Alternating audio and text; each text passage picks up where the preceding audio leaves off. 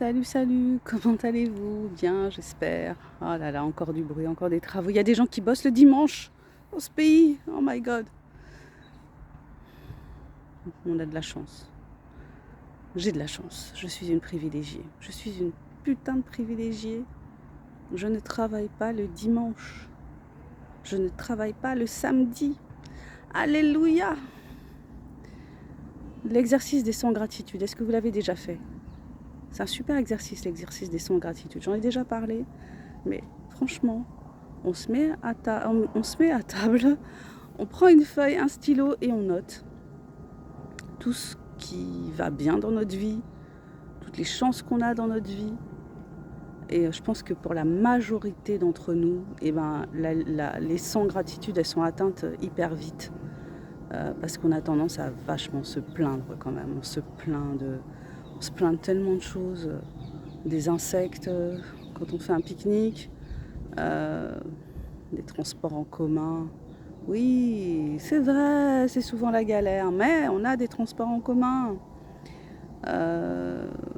L'eau qui coule du robinet, l'eau qui coule du robinet. Hein. Je vous rappelle qu'il y a des départements français où l'eau ne coule pas du robinet. Il y a des problématiques réelles.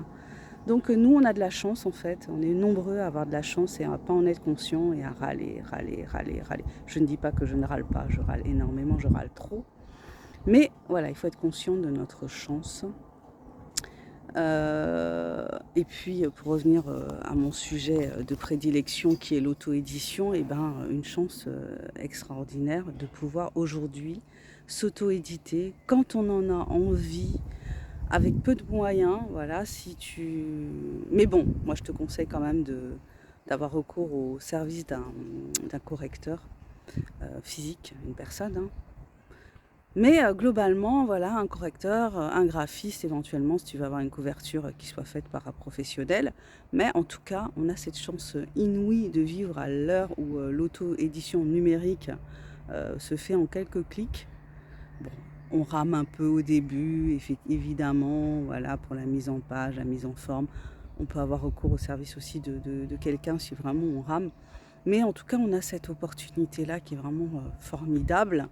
Ça fait partie des belles choses que nous réserve la technologie moderne, donc il ne faut pas la bouder. Voilà, donc si vous avez un projet d'écriture, je vous invite vivement à le réaliser. Je vous invite vivement à vous lancer dans votre projet d'écriture, à dépasser vos peurs, à dépasser vos angoisses. Et je vais faire un atelier sur ce sujet. Je vais me booster pour faire un atelier sur ce sujet. Bon, c'est pas simple, hein, je vais essayer de faire un direct. Voilà, donc on va essayer de voir quels sont les blocages. Je vais essayer de lister les différents blocages. Évidemment, ça ne sera pas exhaustif, mais je pense que je vais quand même aborder, ayant moi-même été touchée par le problème, je pense que je peux aborder certains aspects et puis partager mon expérience à ce sujet et puis partager les solutions que moi j'ai trouvées. Voilà, restez à l'écoute, restez aware, comme dirait Jean-Claude. Et puis, on se retrouve tout bientôt. Je me présente pour ceux qui ne me connaissent pas. Je suis Sandra Ganval, je suis écrivaine indépendante. Et sur cette chaîne, je partage avec vous ce que j'ai envie de partager. Je vous invite à découvrir mes écrits qui sont tous sur la plateforme Amazon.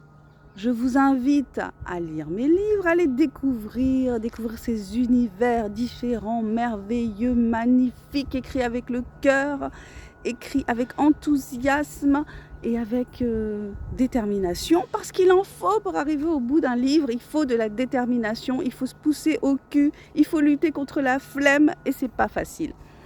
Donc, allez lire, à me mettre des étoiles et puis n'hésitez pas à me contacter si vous en avez envie, si vous voulez qu'on discute. Qu'est-ce que je peux vous dire d'autre? Likez cette vidéo.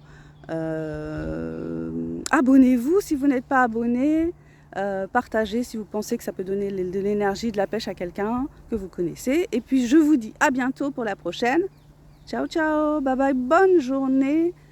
Prenez soin de votre mental en ces temps difficiles. Prenez soin de votre physique. Faites du sport, marchez, mangez correctement. Ne mangez pas des saloperies, évitez les produits transformés. Voilà, ça c'était la petite note santé parce qu'il ne fait pas bon tomber gravement malade et se retrouver à l'hôpital en ce moment en France. Je pense que vous êtes au courant. Ciao, ciao!